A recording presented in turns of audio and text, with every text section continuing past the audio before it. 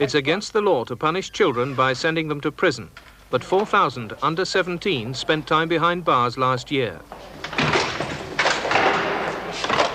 Tonight, World in Action looks at how they came to be there.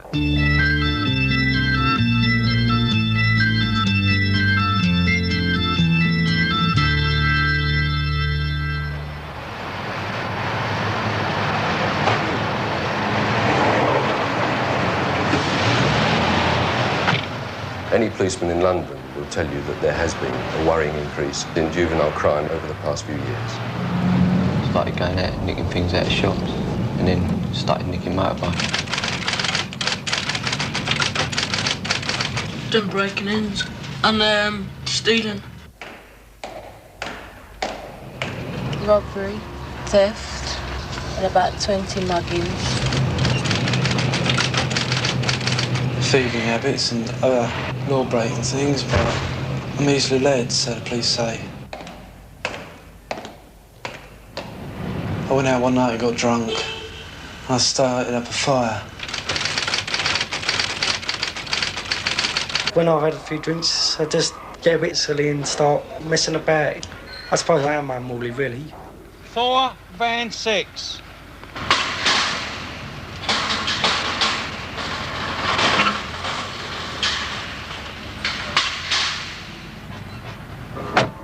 Last year in London, 7,000 children between the age of 10 and 16 were arrested for motor vehicle offences, mostly for taking and driving away cars. It can happen as easily as in this reconstruction. Don't bottle out a bit more. I want radio, boy. You like keys anyway? No. Yeah, come on. Should be allowed.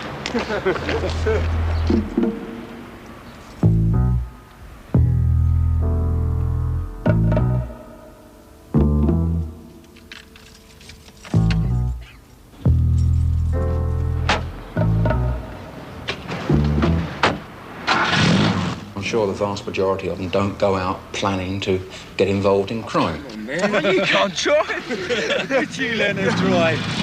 You'll quite often get 3 or 4 youngsters, and you could have 3 or 4 different nationalities. And they all go around together, they're mates together, they get involved together. Do you know why you're here? For nicking a car. Sir. For riding in a stolen car. You realise that by riding in a stolen car, you've broken the law. Yes, sir. You realise that coming here is instead of going before a juvenile court. Yes, sir. How would you feel if that car had crashed and had killed somebody? Dunno. The police started juvenile bureaus in 1969. One of their aims was to check juvenile crime at an early stage to prevent it getting to court. I would like to get the youngster in the early days, before it's necessary to get him in a lock-up situation. This is the beauty of the cautioning system. If you can get there early enough, then possibly prevent any necessity from ever going before a court. Now, if you break the law again, you will go before a juvenile court, and if you're convicted, you will have a criminal record that will stay with you for the rest of your life. Now, let this be the first and last time that you break the law. Right, now I want you to sign this form to the effect that you've been cautioned. More than 90,000 juveniles were cautioned by the police for a first offence last year. For those the caution did not deter, the next stop was to appear before a juvenile court. A juvenile court is run informally. The defendant faces a bench of 3 magistrates. The police give evidence, and a number of social services experts report on the child's welfare and background. The scene you're about to see has been reconstructed. On your list, madam. Stephen Watt. No parents present, but there is a guardian. Magistrates, police and social workers all play out their everyday roles. The case, though typical, is fictional, and Stephen is portrayed by a child actor. Please also say that you drove this motor car without a proper licence. Do you admit that or deny it? Admit. Please also say you drove this motor car without proper insurance. Do you admit that or deny it? Admit. Sit down, please. Sit down, listen to what the officer says. Yes, the brief facts of this case, your worships, are at 3 o'clock this morning. I was driving a police car west along King's Road towards the High Road. Ahead of me I saw Stephen driving a red Fiat motor car. There are 12 previous offences. In the first instance on the 30th of May in 1975 at Islington Juvenile Court on a charge of theft, A care order was made to the London Borough of Islington. This boy, Robert, is not an actor. When he was 15, after other small offences, he got into real trouble and was kept in a prison establishment for 4 weeks before his trial. He then got a conditional discharge. We asked him how, some years earlier, he first got into trouble. Boredom and that mostly. Didn't have much money or anything to buy things. So what did you do? Just went out nicking sweets and things like that. What did you end up nicking? And ended up nicking motorbikes and breaking into houses and shops and things. Did you find it frightening when you went to court? No. When I got put away, I did. It was just a shock first, because I'd got off so many times. But the other times when I've got off, I just walked out and laughed about it, which I shouldn't have done, really.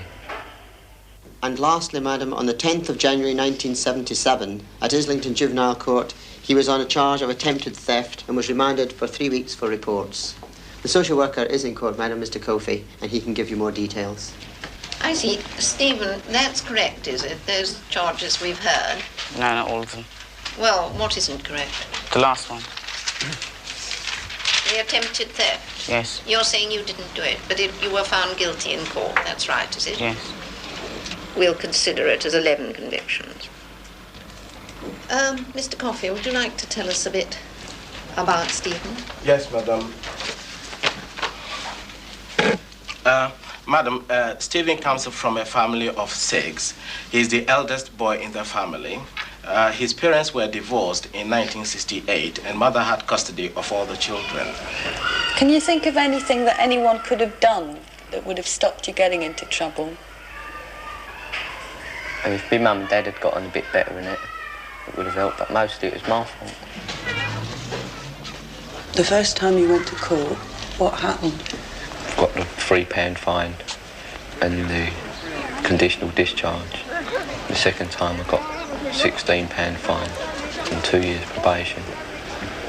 And then when I went for the houses, I got a recommended postal sentence to go to Crown Court, and they reminded me to Latchmere.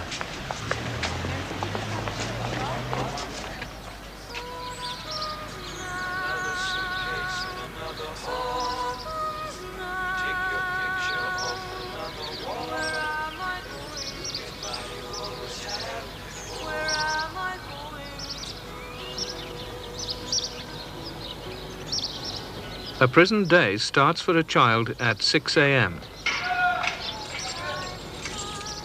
Although it's against the law for any child to be sent to prison as a sentence, he can be sent to prison on remand as a holding operation for the courts.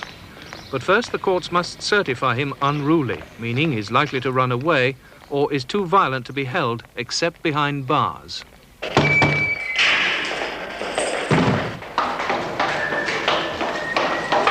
Why don't you get... Although some children have to be remanded between the time when they appear at court and the trial, I think normally it is ideal that if they cannot go back to their home, that they should be in some sort of community home. What is very worrying is the number of children who are accommodated in prison establishments. 16, sir! The trouble is that there are no alternative facilities. You know, there's an awful lot of trouble when we instituted internment without trial in Northern Ireland. Now we have virtually the same system here, only we're dealing with school children, all of whom are, remember, innocent, because they've not yet been convicted. And yet, incredibly, there seems to be no major public outcry, no controversy about this particular issue. Well, I think that's rather emotive language. I mean, whether you are dealing with a child or an adult, there may well be circumstances in which it is essential to keep that person contained in order, at the lowest, to ensure that they appear at court, and in 2 or 3 weeks' time. And in the case of children, it is necessary to make further inquiries to find out more about their child. Now, if that child insists on running away, and in fact possibly doing himself damage and doing more damage to the community, committing more offences, then that child has got to be locked up.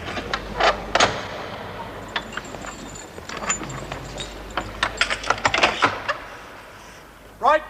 I think there is a need for a very small minority of the 6,000 a year that go through prison establishments at the moment. There's probably a small minority of them do require putting in secure accommodation, but I stress a small minority. I think the vast majority can be properly looked after and rehabilitated in the community. If it's quite inappropriate for the child to go back home, as it may be, he may come from a particularly disturbed background, it may be possible to put the child in some sort of foster home rather than in a children's home. But the real problem is the difficult child, the absconder, the very disturbed child, who cannot even be looked after in an ordinary children's home. Come on, up your beds. They're all imbued with the philosophy that the way you deal with difficult people is to lock them away. And that's the easy way of dealing with them. It's a very expensive way, but it's the easy way. You just lock them behind doors and you forget about them. That isn't the way to deal with them. It's certainly not the way to rehabilitate. It's certainly not the way to give them any commitment to the society against which they are at present offending. The much more difficult, the much more adventurous, but in the end I suggest the much more successful way is to say, all right, these are difficult. Perhaps they need punishing, perhaps they need caring, but let us try to deal with them in the community. Let us have a variant, for example, for juveniles of the community service order. A lot of the boys that are in prison establishments are boys who are there for joyriding, for taking cars. So what better than to deal with them by putting them on a project where they will actually work with cars, where they will drive cars, where they will learn car maintenance, mechanical engineering and take it from there. You are certainly not going to deal with them by putting them in a community home or in secure units, and certainly not in a prison service establishment. Magistrates continue to send children to prison on remand because they maintain the local authorities don't provide enough alternative lock-up accommodation. In London, for example, there's one local authority-run home with 10 lock-up places to service the entire London area. We went to one of many homes with no lock-up accommodation, run by Islington Borough Council in Watford. I think of the 32 children that we cater for here at Gisborne, less than 50% possibly come through the courts. The majority are from broken home situations or family situations where the unit has totally perhaps collapsed and the child has not attended school for a number of years and therefore tended to move into the delinquent areas. If the child has to remain with us, then we would look very much at creating the growth and development to the point where the child could cope and survive in the local community. For what we're about to say, my Lord makes truly thank for me. I think it's good because all the kids help each other, and most of the kids here get on well together. And it's not that strict or anything. There's restrictions, but otherwise it's quite free. Gisborne House deals with problems of discipline not by locking children up, but by depriving them of privileges or early to bed.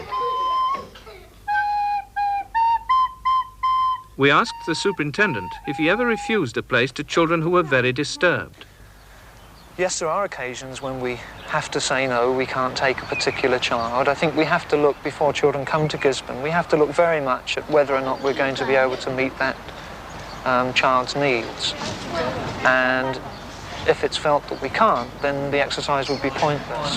Happy birthday to you.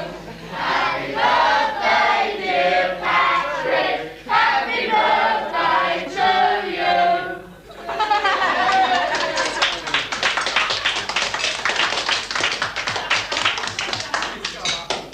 Stephen, where were you actually during those weeks? Oh, went out with a friend, you know. Yes, but where? You know, around. Do you think we should retire? Yes, I think so. Shouldn't you? Yeah. Stand, please.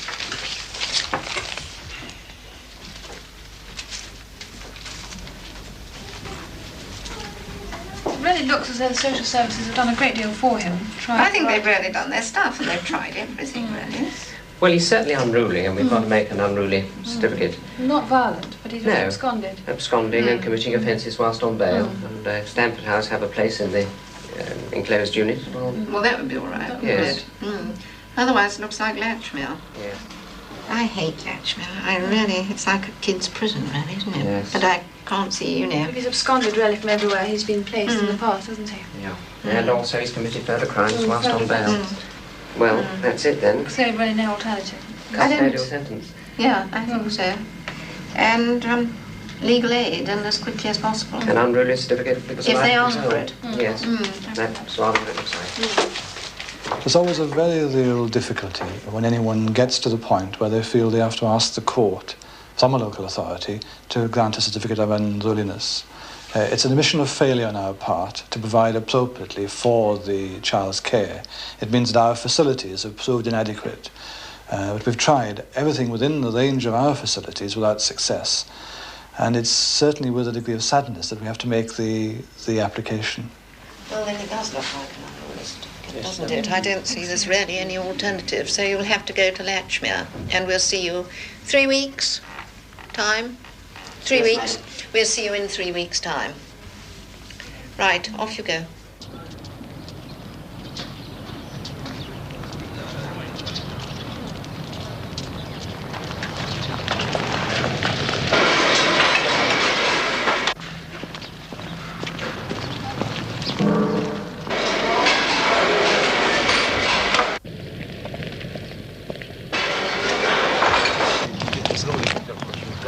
The first thing we can do is to legislate to say that no child under the age of 16 shall, under any circumstances, go to prison service establishments. If then we close that road, the onus will be thrown back upon the government, upon local authorities, and indeed also upon magistrates to find other avenues of dealing with this problem.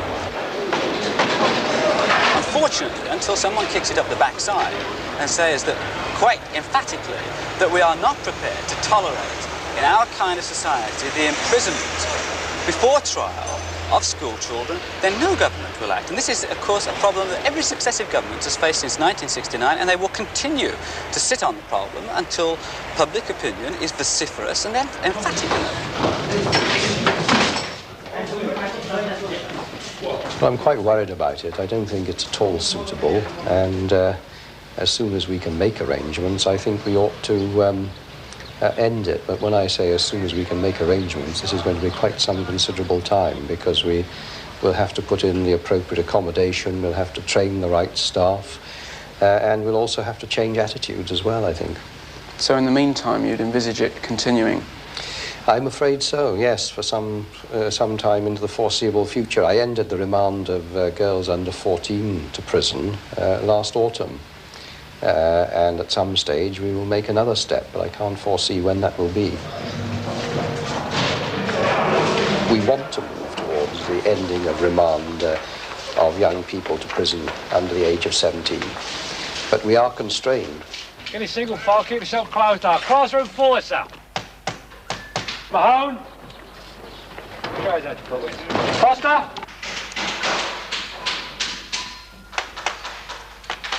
Saville. Ferguson. The individual may very well have run away from home, played truant from school, absconded from a community home, and for the first time they are in an environment that they cannot run away from. Here they have to conform to certain standards. They must attend school. There's no playing truant. They have to get up when they're told to get up. They can't run away from home. So for the first time they're in a settled environment. And I believe, or it is my opinion, that the majority of them quite appreciate this. Classroom 3, sir. Don't look at me, face your front. Well, there's nothing nice about this place anyway, nothing nice about him.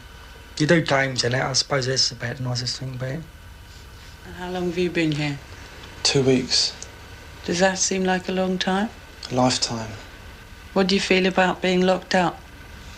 I look forward to it now, because I'm out all day working, scrubbing my fingers away.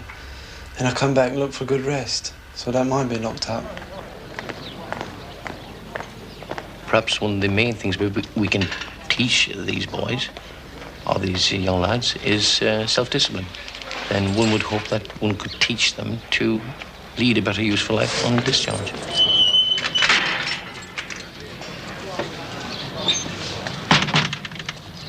What were the other kids like there? What did they talk about? Crime all the time. Just bragging about what they've done and what they're going to do when they get out and things.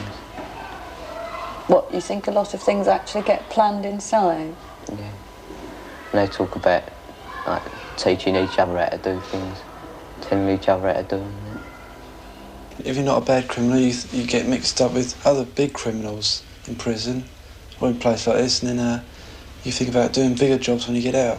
Me and my cellmate are always talking about this. When we get out, we'll meet up. I think about doing the old cigarette machine. A remand centre is like a transit camp. The average length of stay for a child is 3 to 4 weeks. The prison service makes some concessions to children on remand. They're allowed games and schooling if of school age. No one has seen him since. Well done. Good. But it does seem a severe device to ensure the child turns up to court. Even a short-term stay looks like punishing the individual before he's been tried or his guilt established. Some magistrates take this term into account on later sentencing. Well, I suppose we've got two difficulties, really, haven't we? One is that most people would agree, having seen a film such as this, that young children shouldn't be locked in prisons or remand centres. On the other hand, most people would agree, too, that society needs protection, that many of these youngsters can be regarded as extremely dangerous and violent criminals. It's only in the last resort, when all other steps have failed, such as should society accept the need to put away children into penal establishments. A small minority of children, for their own sakes, as well as for the sake of society, need the help and protection and care that can be provided in secure circumstances. But for the majority who today are in community home schools, or indeed in penal establishments done by the prison service, they could be cared for in the community if only we had a more tolerant, caring attitude on the part of society generally. One non-residential way of caring for disturbed children is by involving them in intermediate treatment schemes near their homes. Local authorities run centres with professional and volunteer labour that involve children in learning anything from car maintenance to cookery.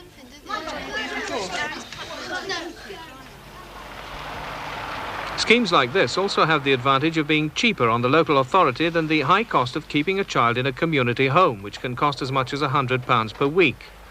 Another alternative for the disturbed child who may need more round-the-clock care is to place him with foster parents. This too is cheaper than holding a child in a local authority home, almost half the price in fact. The foster parents may be paid up to £60 per week. Mr. and Mrs. Leach of Coventry are acting as foster parents to Laz Kovacs. Laz is 14 years old. He's been in trouble with the police and courts in the past. Any more tea in that, or...? A bit. Let's have a little bit, thanks. Just a Can you tell me about what happened when you ran away to Wolverhampton? That's all right. When I ran away to Wolverhampton. Tell how you got to Wolverhampton. Oh. What was the cause of it? Lady! I don't know. I just ran away. I was on a bus when I was going to school. And this kid was steering it on a bus. And then when we got off the bus, I said, "You're going to get a smack in the mouth." And he said, "Oh yeah," he laughed about it. Then I just turned around and I got him. And he said, "I'm going to say something about you." And he had a big lump on his lip. And everyone came to me and said, "You're in trouble, you're gonna get in trouble now." So I just ran off. What happened when these two caught you up? When Mum and Dad. Who caught you up first? I came home. Mum brought me home. She got mad about the fog. Well, we kept very quiet on the way. Mm. What did you think? I think on the way home, as we were coming, I thought that you was going to hit me in the car. I threatened her, didn't you? Yeah. So I kept my hand by my ears like this, just in case. Local authorities desperately need foster parents to care for children. Children who are difficult and disturbed, like those described in this programme, who've committed offences. If they're at all interested in helping foster the child, get in touch with the local social services department.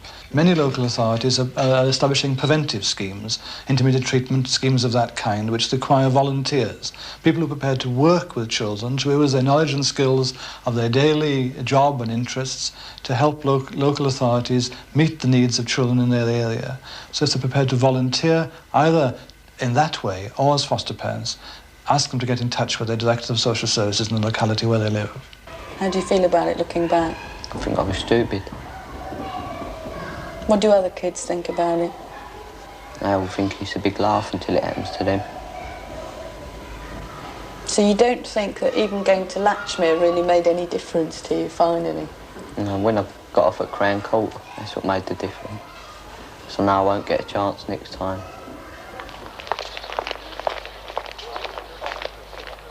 What's your full name, son? Charles Henry Williamson. And how old are you? 16. Right, empty your pockets onto the table, son. Nothing. Nothing at all? Nothing. Right, let's have the screen. Right, your prison number, son, will be 347931. Are you still at school, unemployed, or were you working? Still at school, sir. Still at school. Jacket down to the level, sir. And your shirt. What's the colour of your socks, son? Grey, sir. Just sign there. And that's just for all the clothes that you've given to me.